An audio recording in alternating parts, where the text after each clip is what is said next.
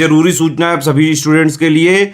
Study for civil services का Android app Google play store में आ चुका है, उसको प्लीज तुरंत इंस्टॉल कर लीजिए। और अगर आप स्टडी फॉर सिविल सर्विसेज के सिर्फ ऐप से कोई भी कोर्स, कोई भी पीडीएफ परचेस करते हैं तो उसमें अप्लाई कूपन, अगर आप ज्ञान सर जो है आप उसमें अप्लाई करते हैं, ये कूपन कोड है, तो उसमें 20% फीस तुरंत माफ हो जाएगी। मतलब 20% डिस्काउंट तुरंत उसमें लग जाएगा। ज्ञान सर लिखना है, नॉर्मली ज्ञान सर, स्मॉल लेटर में है सब कुछ, कोई स्पेस नहीं, कोई कॉलम नहीं, सिर्फ ज्ञान सर, GYANSIR। इस तरह से अगर कूपन कोड लगाते हैं आप ऐप में बाई करने से पहले, जो अप्लाई कूपन वाले में आता है, तो 20% का डिस्काउंट तुरंत मिलेगा। वीडियो देखिए। दोस्तों, एक बार फिर से आपका स्वागत है यूपीपीएससी बेस्ट ऑनलाइन कोचिंग के इस चैनल पर। आज की इस वीडियो में हम लोग प्राचीन भारत के इतिहास की श्रृंखला में एक क्लास को और आगे बढ़ाएंगे, जिसमें महाजनपद युग की चर्चा करेंगे।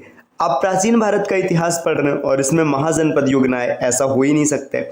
महाजनपदों की कुल संख्या थी 16। तो इस वीडियो में हम लोग यही समझेंगे कि महाजनपद की राजधानी क्या थी, उसके प्रमुख शासक कौन थे, या फिर उनसे जुड़े जितने भी प्रश्न हैं जो पेपर में बन सकते हैं, जो आपके लिए इंपॉर्टेंट है, इस वीडियो में पूरा डिस्कशन किया जाएगा। तो आप वीडियो को पूरा अंत तक जरूर देखिएगा। यह क्लास सभी प्रकार के स्टेट पीसीएस एग्जाम और वनडे एग्जाम के लिए अत्यंत महत्वपूर्ण है। आप किसी भी गवर्नमेंट एग्जाम की प्रिपरेशन कर रहे हैं, क्लास आपके लिए फायदेमंद साबित होगी। दोस्तों, अगर आप टीम के पेड कोर्सेज से जुड़ना चाहते हैं पीसीएस के कंप्लीट प्रिपरेशन के लिए, तो इन दिए गए नंबर्स पे कॉल या व्हाट्सएप करके आप टीम के पेड कोर्स से जुड़ने की प्रक्रिया समझ सकते हैं। ये ज्ञान सर का व्हाट्सएप नंबर है, आप यहाँ से व्हाट्सएप के माध्यम से भी जानकारी प्राप्त कर सकते हैं। अगर आपने अभी तक प्ले स्टोर से स्टडी फॉर सिविल सर्विसेज का एप्लीकेशन नहीं इंस्टॉल किया तो उसे इंस्टॉल करना ना भूलेगा। एप्लीकेशन के माध्यम से आप किसी भी कोर्स को परचेस करते समय अगर कोड अप्लाई करते हैं ज्ञान सर, जिसमें कि सभी लेटर्स इस्तेमाल होंगे और कोई भी स्पेस नहीं होगा, तो आपको अप टू 50% तक डिस्काउंट देखने के लिए मिलेगा। चलिए अब बढ़ते हैं आगे अपने क्लास की ओर। यहाँ पर दिया है ईसा पूर्व 6ठी शताब्दी में उत्तर वैदिक काल के जनपद महाजनपदों में तब्दील हुए। देखिए, महाजनपद का निर्माण कब होता है? ये ईसा पूर्व 6वीं शताब्दी जो है, यहीं से जो जनपद थे ये महाजनपद में परिवर्तित हो गए। अंगुत्तर निकाय एवं भगवती सूत्र में 16 महाजनपदों का उल्लेख मिलता है। इनमें से 10 गंगा नदी घाटी में और 6 नदी घाटी के बाहर थे। तो देखिए, आपको ये भी याद रखना है कि अंगुत्तर निकाय और भगवती सूत्र, इसमें कुल 16 महाजनपदों का उल्लेख मिला है, जिसमें से 10 गंगा घाटी में है और जो 6 है ये गंगा घाटी से बाहर हैं। और आगे यहाँ पर दिया गया संस्कृत ग्रंथ महावस्तु में 16 जनपदों को आंशिक रूप से दोहराया गया है। महावस्तु में गंधार की जगह शिव और कंपोज की जगह दसार्ड का उल्लेख हुआ है। शेष 14 जनपद वही है जो अंगुत्तर निकाय और भगवती सूत्र में वर्णित है। देखिए, अंगुत्तर निकाय और भगवती सूत्र, इसमें 16 महाजनपदों का वर्णन किया गया है। इसी प्रकार संस्कृत का एक ग्रंथ है महावस्तु, इसमें भी 16 महाजनपद के बारे में बताया गया, लेकिन 2 महाजनपद अलग है। जो गांधार था अंगुत्तर निकाय में, उसकी जगह पर यहाँ पर शिव रखा गया, और जो कंबोज था उसकी जगह पर यहाँ दसार्ड को स्थान दिया गया। आगे दिया चुल्ल निर्देश में 16 महाजनपदों की सूची में कलिंग जोड़ दिया गया। देखिए, एक और ग्रंथ है चुल्ल निर्देश, इसमें क्या किया गया, इसमें कलिंग को जोड़ दिया गया तथा गांधार के स्थान पर यून का उल्लेख किया गया। देखिए, जो गांधार है इसके स्थान पर यून को रखा गया। तो ये भी आपसे डायरेक्ट पूछ सकता है कि किस ग्रंथ के अनुसार किस जनपद को रिप्लेस किया गया। तमिल ग्रंथ शिलाधिकारम में 3 महाजनपद मगध, वत्स एवं अवंती का उल्लेख हुआ है। देखिए, शिलाधिकारम ये तमिल ग्रंथ है, इसमें 3 महाजनपद के बारे में बताया गया, मगध, वत्स और अवंती। पाणिनि की अष्टाध्यायी में 40 जनपदों का उल्लेख है, जिसमें 22 जनपदों को विशेष रूप से दिखाया गया। देखिए, जो पाणिनि ने एक ग्रंथ लिखा है अष्टाध्यायी, तो कई बार तो डायरेक्ट ऐसे क्वेश्चन बन जाता है अष्टाध्यायी की रचना किसने की है, पाणिनि ने की है। अब इसमें 40 जनपदों का उल्लेख किया गया, जिसमें से 22 जनपदों को प्रमुख रूप से दिखाया गया, इनको विशेष दर्जा दिया गया। आगे यहाँ पर दिया सिंधु, अस्मक, कंबोज, भारत, आगे वैधेय, वृजी, कलिंग एवं प्राच्य जनपद कहलाने वाले राज्य आदि का उल्लेख अष्टाध्यायी में हुआ है। तो देखिए, अष्टाध्यायी में यहाँ पे कुछ विशेष जनपदों का नाम दिया गया, बताया गया कि इनका उल्लेख किया गया। महाभारत में 250 जनपदों का उल्लेख है। देखिए, जहां पर अष्टाध्यायी में 40 जनपदों को दर्शाया गया, वहीं पर महाभारत में 250 जनपदों का उल्लेख किया गया। षोडश महाजनपदों में 14 राजतंत्रात्मक और 2 गणतंत्रात्मक, ये 2 कौन से, वज्जी और मल्ल, ये 2 ऐसे महाजनपद थे जो गणतंत्रात्मक थे। जैसे अभी वर्तमान में आप देख सकते हैं भारत एक गणतंत्र राज्य है ना। अब देखिए राजतंत्र का मतलब यहाँ पर राजाओं का शासन चलता है और गणतंत्र का मतलब यहाँ पर जनता का शासन चलता है।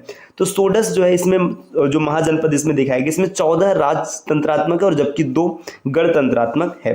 राजतंत्रात्मक में भी 4 सर्वाधिक शक्तिशाली थे, मगध, कौशल, वत्स और अवंती। देखिए इसमें जो सबसे शक्तिशाली महाजनपद है कौन है, मगध है ना, कौशल है, वत्स है और अवंती है। महाजनपदों में से 8 महाजनपद वर्तमान उत्तर प्रदेश में स्थित थे। ये महाजनपद देखिए काशी, कौशल, वत्स, मल्ल, कुरु, पांचाल, सूरसेन तथा चेदी, ये 8 महाजनपद ऐसे जो वर्तमान के उत्तर प्रदेश में पड़ते थे। मतलब उत्तर प्रदेश का प्राचीन काल में बहुत ज्यादा महत्व था। आगे यहाँ पर दिया हुआ है उत्तरी बिहार का जो वर्तमान भागलपुर तथा मुंगेर जिला है, ये अंग महाजनपद के अंतर्गत आते थे। इनकी राजधानी चंपा थी। देखिए अंग की राजधानी चंपा है, अभी आगे हम लोग विस्तार से और पढ़ेंगे, लेकिन यहाँ पे बताया जा रहा है जो बिहार का भागलपुर है और मुंगेर है ये इसी के अंतर्गत थे। महाभारत तथा पुराणों में इसका प्राचीन नाम मालिनी प्राप्त होता है। देखिए अंग का जो प्राचीन नाम है इसका नाम है मालिनी। बुद्ध के समय में भारत के 6 महानगरों में चंपा भी शामिल थी। महापरिनिर्वाण सूत्र में इन 6 महानगरों के नाम प्राप्त होते हैं, चंपा, साकेत, श्रीवस्ती, कौशाम्बी, राजगृह और वाराणसी। देखिए जो महापरिनिर्वाण सूत्र लिखा गया इसमें 6 महानगरों का उल्लेख है, यहाँ पर इनके नाम दिए गए। दीर्घ निकाय के अनुसार चंपानगर का निर्माण की योजना वास्तुकार महागोविंद ने की थी। तो ये प्रश्न भी याद रखिएगा, चंपानगर का निर्माण किसने किया है, ये निर्माण किया वास्तुकार महागोविंद ने। आगे वैशाली के लिच्छवियों ने विश्व का पहला गणतंत्र स्थापित किया था। स्तुत निपात में वैशाली को मगधपुरम कहा गया है। आगे बढ़ते हैं दोस्तों, यहाँ पर देखिए और आगे दिया गया वैशाली बुद्ध काल का सबसे बड़ा और शक्तिशाली गणराज्य था। तो बुद्ध काल में सबसे बड़ा गणराज्य कौन है, वैशाली, और ये सबसे शक्तिशाली भी होता था। पुराणों के अनुसार मगध पर शासन करने वाला पहला राजवंश बृहद्रथ वंश था। इस वंश के पहले राजा बृहदत्त का पुत्र जरासंध था, जिसने गिरिव्रज मतलब राजगृह को अपनी राजधानी बनाया था। देखिए यहाँ पे कुछ एक्स्ट्रा इन्फॉर्मेशन दिया गया है कि ये बुद्ध काल से जोड़कर दिखाया जा रहा है कि जो मगध पर शासन करने वाला पहला राजवंश है कौन है, बृहद्रथ है ना। और इस वंश का जो पहला राजा था ये जरासंध था। ये कौन था, ये बृहदत्त का पुत्र था, जिसने राजगृह को अपनी राजधानी बनाया था। बौद्ध ग्रंथों के अनुसार मगध का प्रथम प्रतापी शासक बिंबिसार था। यह हर्यक वंश से संबंधित था। बाणभट्ट के हर्ष रचित में मौर्यकालीन शासक बृहद्रथ का उल्लेख किया गया है। उत्खननों के आधार पर पता चला है कि प्राचीन श्रीवस्ती का नगर विन्यास अर्धचंद्राकार था। बौद्ध भिक्षु पिंडोला ने उदयन को बौद्ध मत से दीक्षित किया था। देखिए उदयन का नाम कई बार देखने के लिए मिलता है, तो इसको दीक्षा किसने दिया था, पिंडोला ने दिया था, जो कि बौद्ध भिक्षु था। और आगे बढ़ते हैं दोस्तों, यहाँ पर दिया है भारत के प्राचीनतम सिक्कों को आहत सिक्के या पंचमार्क सिक्के कहा जाता था। तो जो भारत की प्राचीनतम सिक्के हैं इन्हें क्या नाम दिया जाता था, पंचमार्क या फिर आहत सिक्का। ये चांदी के बने होते थे। ये 6ठी शताब्दी ईसा पूर्व में मौर्य काल के मध्य प्राप्त होते थे। तो यहाँ से ये भी प्रश्न बन सकते हैं कि पंचमार्क सिक्के या आहत सिक्के किस काल से संबंधित है, तो ये मौर्य काल से संबंधित है। अब यहाँ पर दिया गया देखिए महाजनपद एवं उनसे संबंधित महत्वपूर्ण तथ्य। तो कुल महाजनपदों की संख्या 16 है, एक एक करके देखते हैं। देखिए अंग महाजनपद, इसकी राजधानी थी चंपा, जिसका कि प्राचीन नाम मालिनी है, अभी हम लोगों ने पीछे देखा है। इसका जो क्षेत्र है ये आधुनिक भागलपुर मुंगेर ये बिहार का क्षेत्र है। प्रमुख नाम देखिए चंपा, प्रमुख नगर की बात है, यहाँ पे बंदरगाह चंपा हुआ करता था। अश्वपुर, भद्रिका ये सब प्रमुख नगर थे। इसका शासक बिंबिसार के समय यहाँ का शासक ब्रह्मदत्त था। ब्रह्मदत्त को मगध के शासक बिंबिसार ने पराजित कर अंग को मगध में मिला लिया था। तो ये भी याद रखिएगा, अंग को मगध में किसने मिलाया था, ये बिंबिसार ने मिलाया था। आगे यहाँ पर दिया गया अवंती। अवंती की राजधानी उज्जैनी या फिर माहिष्मती, यहाँ पे 2 राजधानी देखने के लिए मिलती है। ये क्षेत्र है उज्जैन जिले से लेकर नर्मदा नदी तक, जो कि मध्य प्रदेश में। शासक महावीर स्वामी तथा गौतम बुद्ध के समकालीन यहाँ का शासक चंड प्रद्योत था। प्रमुख नगर कुरारगढ़, मक्करगढ़ और सुदर्शनपुर हुआ करता था। पुराणों के अनुसार अवंती के संस्थापक हैय वंश के लोग थे। और आगे यहाँ पर क्या दिया है, बिंबिसार ने वैध जीवक को चंड प्रद्योत के उपचार के लिए भेजा था। आगे दिया अवंती महाजनपद के 2 भाग थे, उत्तरी अवंती जिसकी की राजधानी उज्जैनी हुआ करती थी और दक्षिणी अवंती जिसकी राजधानी महिष्मति हुआ करती थी। बुद्ध काल में अवंती की राजधानी उज्जैनी थी, तो ये भी याद रखना है। ऐसे कई जब भी पेपर में क्वेश्चन बनता है कि अवंती की राजधानी क्या है, तो वहां पर उज्जैनी विकल्प देखने के लिए मिलता है। नेक्स्ट यहाँ पर दिया वत्स। वत्स के बारे में बताया गया, इसकी राजधानी कौशाम्बी थी। वर्तमान इलाहाबाद व बांदा का जिला जो है वो कौशाम्बी में आता है। ऐसे उत्तर प्रदेश में कौशाम्बी नाम से भी एक अलग से जिला है। इसका क्षेत्र इलाहाबाद एवं मिर्जापुर जिला उत्तर प्रदेश में है ना। यहाँ के शासक गौतम बुद्ध एवं बिंबिसार के समकालीन उदयित यहाँ का पहला शासक था। आगे है उदयन के साथ, यहाँ पे उदयन न होगा, यहाँ पे त लिख दिया गया, माफ कीजिएगा। उदयन के साथ चंड प्रद्योत एवं अजात शत्रु का संघर्ष रहा था। चंड प्रद्योत ने अपनी पुत्री वासदत्ता का विवाह उदयन के साथ किया था। तो वासदत्ता ये कौन थी? चंड प्रद्योत की पुत्री थी जिसका विवाह उदयन के साथ हुआ था। गौतम बुद्ध के शिष्य पिंडोल ने उदयन को बौद्ध धर्म की शिक्षा दी थी। कालांतर में अवंती ने वत्स पर अधिकार कर लिया और अंतिम रूप से शिशुनाग ने वत्स को मगध में मिला दिया था। देखिए अवंती भी कहाँ पर मिल गया, ये अंतिम रूप से मगध में मिल चुका है। आगे यहाँ पर दिया अस्मक। अस्मक की राजधानी है पोटल या फिर पैथान, जिसका प्राचीन नाम प्रतिष्ठान हुआ करता था। यह क्षेत्र का है नर्मदा और गोदावरी नदियों के मध्य का जो भाग है, वर्तमान आंध्र प्रदेश में यहाँ पर अस्मक होता था। स्थापना इसकी किसने किया था? इक्ष्वाकु वंश के राजा मूलक द्वारा इसकी स्थापना की गई थी। यह एकमात्र महाजनपद था जो दक्षिण भारत में स्थित था। तो अस्मक को याद रखिएगा, साउथ इंडिया में स्थित एकमात्र महाजनपद है। यहाँ के शासक प्रवर अरुण ने कलिंग पर विजय प्राप्त की एवं अपने राज्य में मिलाया था। आगे दिया कालांतर में अवंती ने अस्मक पर विजय प्राप्त कर लिया। बाद में अवंती ने अस्मक को हरा करके इसमें मतलब अपना अधिकार कर लिया था। आगे दिया काशी। काशी मतलब बनारस, वर्तमान का वाराणसी है ना। इसका जो क्षेत्र है वाराणसी का समीपवर्ती क्षेत्र था। इसकी स्थापना देखिए, काशी की का संस्थापक ध्रुवदास था। ये भी बिंदु याद रखना है, ध्रुवदास ने इसकी स्थापना की थी। काशी का शासक अजातशत्रु था। अजातशत्रु के समय ही काशी मगध का हिस्सा बना था। काशी का सर्वप्रथम उल्लेख अथर्ववेद में मिलता है। जातक के अनुसार राजा दशरथ एवं राम काशी के राजा थे। देखिए राजा दशरथ एवं राजा राम ये कहाँ के राजा थे? काशी के राजा थे। काशी वरुणा एवं अस्थि नदियों के किनारे बसा हुआ है। काशी सूती वस्त्र एवं अश्व व्यापार के लिए प्रसिद्ध था। काशी का सबसे शक्तिशाली शासक कौन है? ब्रह्मदत्त। तो यहाँ से ये बिंदु याद रखना है कि ये सूती वस्त्र और व्यापार के लिए मतलब घोड़े के व्यापार के लिए प्रसिद्ध हुआ करता था। आगे दिया कोसल। कोसल की राजधानी है श्रीवस्ती, जिसे कि कुशावस्ती वती या फिर अयोध्या नाम से भी जाना जाता है। इसका क्षेत्र कहाँ पर है? आधुनिक अवध, मतलब जो फैजाबाद है, गोंडा है, बहराइच है, ये क्षेत्र है ना। ये सरयू नदी के किनारे स्थित है ना। इसके शासक बुद्ध के समकालीन यहाँ का शासक प्रसेनजित हुआ करता था। कोसल के प्रमुख नगर श्रीवस्ती, अयोध्या और साकेत थे। बुद्ध काल में कोसल के दो भाग हो गए। उत्तरी भाग की राजधानी श्रीवस्ती और दक्षिणी भाग की राजधानी साकेत हुआ करता था। और आगे यहाँ पर दिया है कुरु है ना। इसका जिक्र महाभारत में भी देखने के लिए मिलता है। इसकी राजधानी इंद्रप्रस्थ और हस्तिनापुर थी। बुद्ध के समकालीन यहाँ का शासक कौरव्य था।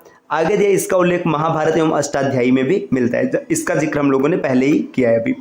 इस महाजनपद के अंदर मेरठ, दिल्ली और थानेश्वर का क्षेत्र आता है। आगे दिया पांचाल। इसकी राजधानी अहिछत्र एवं काम्पिल्य है। यहाँ का शासक चुलामी ब्रह्मदत्त था। आगे यहाँ पर देखिए क्या दिया दोस्तों, आगे दिया इस महाजनपद के अंतर्गत बरेली, बदायूं, फर्रुखाबाद इत्यादि क्षेत्र आते हैं। इसका उल्लेख महाभारत और अष्टाध्यायी में भी देखने के लिए मिलता है। प्रारंभ में इसके दो भाग थे, उत्तरी पांचाल और इसके बाद दक्षिणी पांचाल। उत्तरी पांचाल की जो राजधानी थी ये अहिछत्र थी और दक्षिणी पांचाल की राजधानी काम्पिल्य हुआ करती थी। पांचाल महाजनपद के अंतर्गत कान्यकुब्ज का प्रसिद्ध नगर स्थित था। पांचाल जनपद की सीमाएं हिमालय की तलहटी से लेकर दक्षिण के चंबल नदी तथा पूर्व के कोसल तथा पश्चिम के कुरु जनपद तक लगती थी। आगे यहाँ पर और दिया दोस्तों सूरसेन। सूरसेन की जो राजधानी थी मथुरा थी। ये पेपर में कई बार क्वेश्चन बने। यहाँ के शासक यदुवंशी भगवान कृष्ण थे। तो सूरसेन के शासक कौन थे? कृष्ण थे। मेगस्थनीज की पुस्तक इंडिका में सूरसेन का उल्लेख देखने के लिए मिलता है। यहाँ बुद्ध का समकालीन शासक अवंती पुत्र था। सूरसेन महाजनपद आधुनिक ब्रजमंडल क्षेत्र में बसा हुआ था। प्राचीन यूनानी लेखक ने इस राज्य को सूरसेनोई तथा इसकी राजधानी को मेथोरा कहते थे। नेक्स्ट यहाँ पर और आगे दिया मल्ल। मल्ल की बात करेंगे तो इसकी राजधानी कुशीनगर या फिर पावापुरी। यहाँ का शासक उक्काव था। आगे दिया यहाँ का शासन गणतंत्रात्मक था। इसकी चर्चा हम लोगों ने पहले कर रखा है। इस महाजनपद में ही महात्मा बुद्ध का महापरिनिर्वाण प्राप्त हुआ था। उत्तर मतलब पूर्वी उत्तर प्रदेश के देवरिया जिले में मल्ल महाजनपद स्थित था। इसके दो भाग थे, एक की राजधानी पावा जिसे कि पडरौना कहते हैं तथा दूसरा कुशीनारा जो कि वर्तमान में कस्या है ये थी। आगे यहाँ पर दिया वज्जी। वज्जी की जो राजधानी है ये मिथिला या वैशाली थी। यह 8 गणराज्यों का संघ था। इसमें विदेह, लिच्छवी तथा वज्जी प्रमुख थे। यहाँ पर प्रमुख शासक चेटक था। ये क्वेश्चन कई बार बनाया कि चेटक कहाँ का शासक था, वज्जी का शासक था। 8 राज्य विदेह, वज्जी, लिच्छवी, ज्ञातक, कुंडाग्राम, भोज, इक्ष्वाकु और कौरव। फिर यहाँ पे देखिए, यहाँ पर भी दिया कि ये भी गणतंत्रात्मक शासन की इकाई थी। समस्त वज्जी संघ की स्थापना वैशाली की स्थापना इक्ष्वाकु वंशी से विशाला ने किया था। आगे दोस्तों यहाँ पर दिया हुआ है, नेक्स्ट और आगे बढ़ते। यहाँ पर कंबोज के बारे में बताया गया। कंबोज की राजधानी हाटक थी। ये वैदिक युग में राजपुर हो गया, है ना। यहाँ पाकिस्तान का रावलपिंडी, पेशावर, काबुल घाटी का क्षेत्र शामिल था। यह क्षेत्र श्रेष्ठ घोड़ों के लिए प्रसिद्ध था। तो जो कंबोज का क्षेत्र श्रेष्ठ घोड़ों के लिए प्रसिद्ध है। महाभारत में यहाँ के 2 शासक चंद्रवर्मण और सुदक्षिण की चर्चा हुई है। आगे दिया चेदी। चेदी की राजधानी है सोत्थिवती, जिसे कि सुक्तिमती कहते हैं अभी, है ना। यहाँ महाभारत कालीन के राजा शिशुपाल राज किया करते थे तथा उनका वध भगवान कृष्ण ने सुदर्शन चक्र द्वारा किया था। इस क्षेत्र में मध्य प्रदेश व बुंदेलखंड का यमुना नदी क्षेत्र शामिल है। और आगे दोस्तों यहाँ पर देखिए गांधार की राजधानी है तक्षशिला, है ना। यहाँ का शासक बिंबिसार के समकालीन पुष्कर सरीन हुआ करता था, है ना। इसने मतलब आधुनिक पेशावर, रावलपिंडी तक का क्षेत्र शामिल किया था। गांधार के शासक द्रुही वंशी थे। आगे दिया यह क्षेत्र ऊनी वस्त्र उत्पादन के लिए प्रसिद्ध था। गांधार महाजनपद का दूसरा प्रमुख नगर पुष्कलावती था। आगे दिया है मत्स्य की राजधानी है विराटनगर, है ना। राजस्थान का अलवर, जयपुर, भरतपुर इस क्षेत्र में शामिल था। आगे नेक्स्ट यहाँ पर दिया मगध की राजधानी गिरिव्रज या फिर राजगिरी और राजगिरी हुआ करता था। आधुनिक बिहार का जो पटना और गया जिला ये इसमें शामिल था। तो दोस्तों ये कुल 16 महाजनपद रहे जिसके बारे में हम लोगों ने चर्चा की है। अब अगली क्लास में हम लोग देखेंगे भारत पर विदेशी आक्रमण, मतलब जो अरबों के आक्रमण से पहले विदेशी आक्रमण भारत पर होता है, ये किस प्रकार का था, इसकी चर्चा हम लोग अगली क्लास में करेंगे। तो मिलते हैं आपसे नेक्स्ट वीडियो में कुछ नए कॉन्सेप्ट के साथ। तब तक के लिए नमस्कार।